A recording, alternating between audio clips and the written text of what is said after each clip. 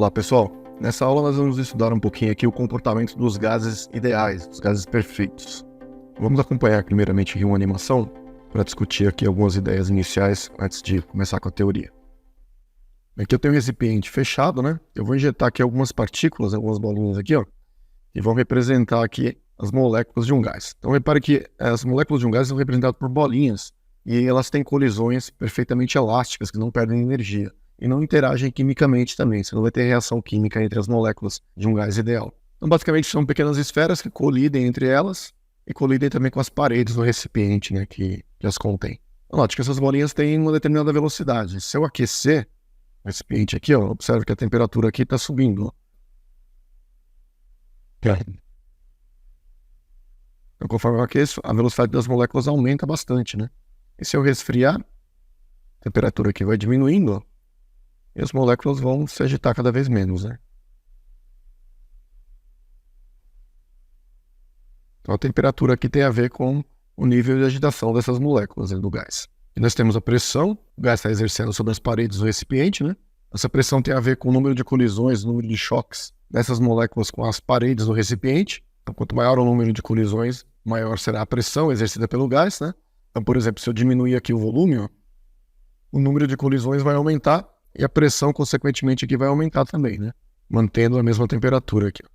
Se eu aumento o volume, as moléculas vão se espalhar mais e a pressão aqui vai diminuir. Eu posso, de repente, injetar mais moléculas aqui, ó, veja. Mais moléculas, então você vai ter uma quantidade de colisões diferentes também. Ó. Você tem mais pressão aqui, aumenta a pressão. Tem mais moléculas colidindo, né?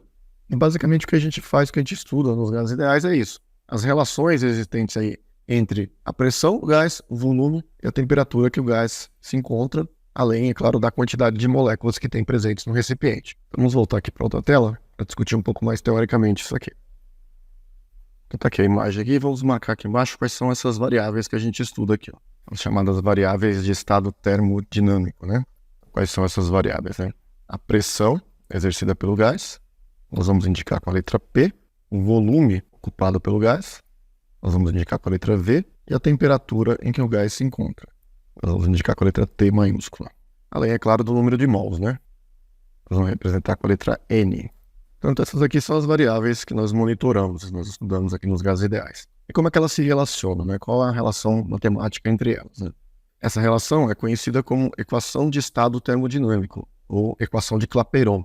Ela diz que a pressão multiplicada pelo volume do gás, PV, é igual ao número de mols, N, vezes uma constante, que é chamada constante dos gases ideais, que a gente vai chamar de R, né? Multiplicado pela temperatura do gás. PV igual a nRT. Essa aqui é a relação entre essas variáveis num mesmo estado, quando o gás não muda de estado, né? O gás permanece no mesmo estado termodinâmico, ou seja, quando é que ele vai mudar de estado? Quando uma dessas variáveis mudar, ou se a pressão mudar, se o volume mudar, ou a temperatura, o número de mols, qualquer uma dessas variáveis se modificar, nós teremos um outro estado termodinâmico. Então, sobre a constante universal aqui, ó, a constante dos gases ideais, o valor dessa constante, normalmente a gente vai adotar dois valores aqui, ó. Ou vai ser 0,082 atmosferas vezes litro por mol vezes Kelvin. Ou então, nós usaremos esse outro valor aqui, ó. R igual a 8,31 quando a pressão estiver no Sistema Internacional de Unidades, né? Então vai ficar em joules por mol vezes Kelvin. Então essa aqui é a unidade do Sistema Internacional. E essa outra aqui é a unidade do dia a dia, né? Que a gente utiliza bastante também. Então, em geral, nós vamos usar um desses dois valores aqui. O exercício vai falar para você qual é o valor da constante, você não precisa decorar. Bem, outro detalhe é que a temperatura, ela tem que estar sempre em Kelvin, tá? Então, se não tiver em Kelvin, você tem que converter para Kelvin para ficar sempre no Sistema Internacional. A gente não corre o risco de ter uma divisão por zero, hein? Tá legal? Agora, e se tiver uma transformação gasosa? Ou seja, se uma dessas variáveis aqui se modificar, né? Então, aí nós teremos, então, uma mudança de estado termodinâmico, ou uma transformação gasosa. Nós utilizaremos, então, a lei geral dos gases ideais. Então, às vezes eles vão chamar de lei das transformações gasosas, ou às vezes é chamado de lei geral dos gases ideais, né? Como é que é isso? Você tem um estado inicial e tem um estado final. Então, se a gente isola o R aqui, ó, por exemplo, a gente vai passar o que é variável para o outro lado, né? Você vai ter P vezes V dividido por NT. Como a constante R é a mesma, então nós podemos escrever da seguinte maneira, ó, que é a pressão inicial vezes o volume inicial dividido pelo número de mols inicial vezes a temperatura inicial. Vai ser sempre igual a pressão final vezes o volume final sobre o número de mols no final multiplicado pela temperatura final. Bom, normalmente o número de mols vai ser constante, porque o recipiente vai estar fechado em geral. Então, quando você tiver um recipiente fechado, você vai acabar cancelando aqui o número de mols inicial com o final, e vai sobrar somente o PVT Povoton, né, que a gente brinca, para ficar mais fácil de decorar, né? PVT Povoton. Mas se o número de mols se modificar também, aí você permanece aqui dessa maneira, né, com o número de mols. Quando que o número de mols vai variar, né? Quando entra gás no sistema ou quando sai gás do sistema, né? Olha só, vamos ver lá a simulação novamente. Veja, você tem um certo número de moléculas aqui, número de mols, né? Se por acaso eu abrir esse recipiente, ó, aí algumas moléculas vão sair e o número de mols que tinha lá dentro vai ser diferente. Se eu fechar o recipiente de novo, algumas moléculas saíram, então o número de mols não permanece constante. Ou então, se eu acrescentar mais algumas moléculas aqui, né? Injetar mais moléculas aqui, o número de mols aumenta, né? Mas se eu mantiver esse sistema fechado aqui, né? Então o número de mols vai permanecer constante. Então vou voltar lá para outra tela. Portanto é isso, gente. Quando tiver o mesmo número de mols, você vai simplesmente cancelar isso aqui, ó. Na realidade, você cancela quando alguma dessas variáveis for constante. Então se a pressão for constante, você vai cancelar o P. Se o volume inicial e o final forem iguais, então o volume é constante, você cancela o V. E se a temperatura for constante, você vai cancelar aqui o T. Então nós teremos os casos específicos, né? Seria aqui uma transformação chamada de isobárica, quando a pressão não varia, a pressão é constante. Se a temperatura não variar, a transformação se chama isotérmica, a transformação em que T é constante. Ou se o volume não variar, nós teremos então a transformação chamada de isocórica, também é chamada de isométrica, são sinônimos, né? Ou ainda é chamada de isovolumétrica. Então essas transformações aqui é que o volume não muda. O volume permanece constante. Ok? Vamos agora analisar aqui alguns gráficos, algumas curvas, né? Vamos aqui para uma outra tela. Então vamos ver aqui os diagramas, né? O primeiro deles, o mais importante de todos, é o diagrama de pressão versus volume. Então aqui está, em um dos eixos nós vamos ter a pressão e no outro eixo aqui o volume. Então, por exemplo, se nós tivermos um diagrama como esse aqui, em que a pressão ela vai ser sempre a mesma, né? Veja, nós temos uma pressão aqui, o volume muda. O volume se é um volume inicial aqui, um volume 1 aqui, ó. Um volume 2 aqui, certo? Nós temos aqui então o ponto A, por exemplo, aqui, ó, e um ponto B aqui, ó. Se a transformação for de A para B, a gente vai ter aqui uma expansão isobárica, porque a pressão permanece constante. Se for o contrário, né, se for de B para A, nós teremos uma compressão isobárica. De qualquer modo, essa aqui é um gráfico de uma transformação isobárica. Então, se a transformação for de A para B, o volume vai aumentar, nós teremos então aqui uma expansão isobárica, se for de A para B. Se o gás estiver vindo do estado B para o estado A, então o volume vai diminuir. Portanto, de B para A, nós teremos uma compressão. O gás for comprimido, né? Uma compressão isobárica. E se a transformação ocorrer desta maneira aqui, ó, então perceba que o volume não muda, né? O volume é o mesmo. A reta vertical aqui, ó. Mas a pressão vai mudar. Ó. Você tem uma pressão aqui 1 aqui e uma pressão 2 aqui. Ó. Então pode ser que exista um aumento de pressão ou pode ser que haja uma diminuição de pressão. Então, sei lá, se tivermos aqui um ponto A aqui e um ponto B aqui, se for de A para B, aumentou a pressão. Se for de B para A, diminuiu a pressão. Mas o volume permanece constante. Portanto, aqui é uma transformação isocórica, ou isométrica, ou isovolumétrica, né? E aqui é um caso em que a temperatura não varia. Você tem uma curva assim, ó. Quando for uma transformação isotérmica, então a temperatura não varia. Digamos aqui que vem do estado A aqui para o estado B.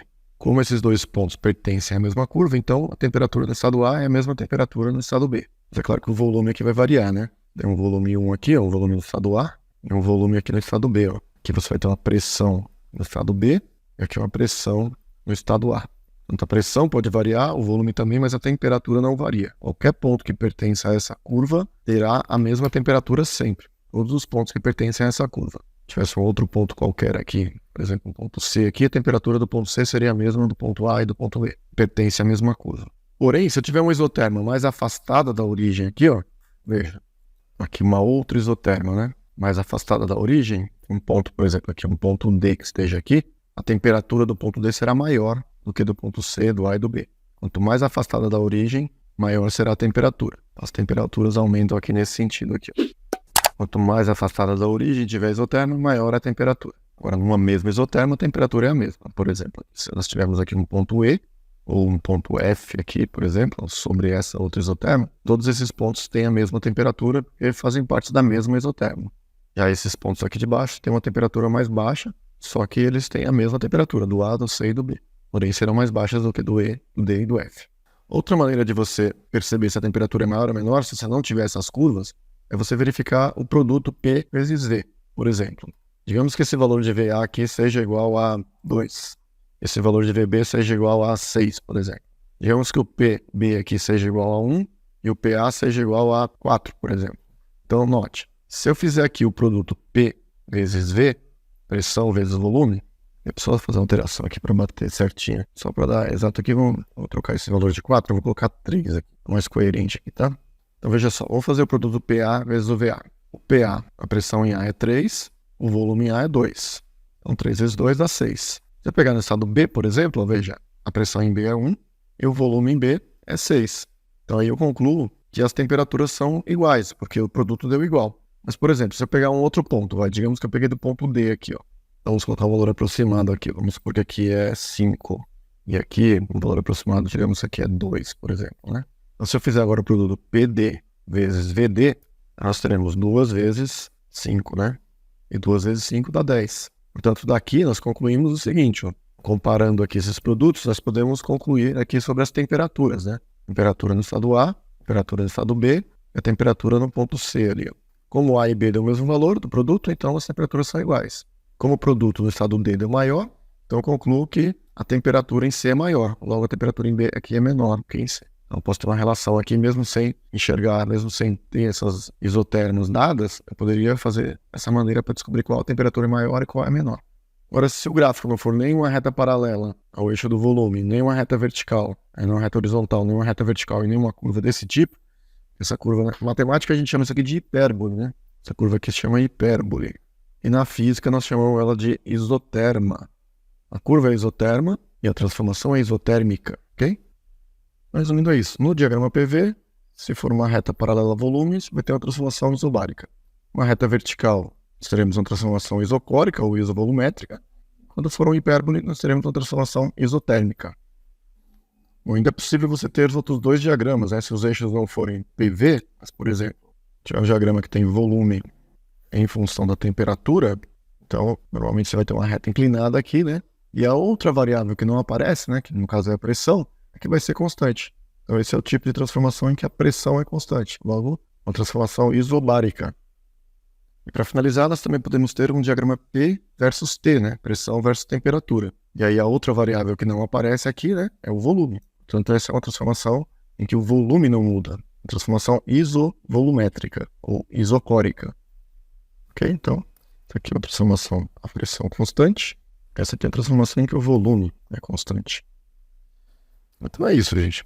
Resumidamente, nós vimos aqui o que é um gás ideal, as variáveis de estado termodinâmico, a equação de estado de Clapeyron, para relacionar essas variáveis no mesmo estado, sem que haja mudança de estado.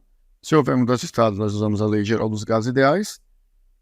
Vimos aqui o diagrama PV para uma transformação isobárica, isocórica, isotérmica. E por fim, o diagrama de volume por temperatura, que é uma transformação isobárica, e o diagrama de pressão versus temperatura, uma transformação isocórica. Então é isso, esse foi o resuminho. Agora tem que estudar, fazer um pouco mais de exercício, né? Para praticar e fixar mais o conteúdo aí, tá bom? Então vejo vocês na próxima aula. Valeu, um abraço, até mais.